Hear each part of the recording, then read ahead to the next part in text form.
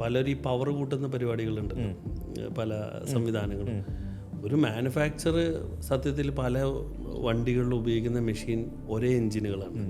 പക്ഷെ ഇതേപോലെ അവർ പവർ കൂട്ടിയിട്ടാണ് 350 250 എന്നൊക്കെ പറഞ്ഞ് വിൽക്കുന്നത്.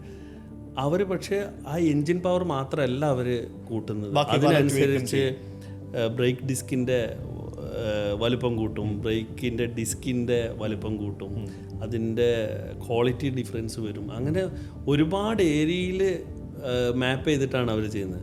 പക്ഷെ ആഫ്റ്റർ മാർക്കറ്റ് നല്ല രീതിയിൽ മാപ്പ് ചെയ്ത് കൊടുക്കുന്ന ആൾക്കാരും ഉണ്ട്. അവര് അങ്ങനെ മാപ്പ് ചെയ്യുമ്പം ഇത് മാറണം അത് മാറണം എന്ന് പറഞ്ഞ് ചെയ്യിപ്പിക്കുന്ന ആൾക്കാരും ഉണ്ട്.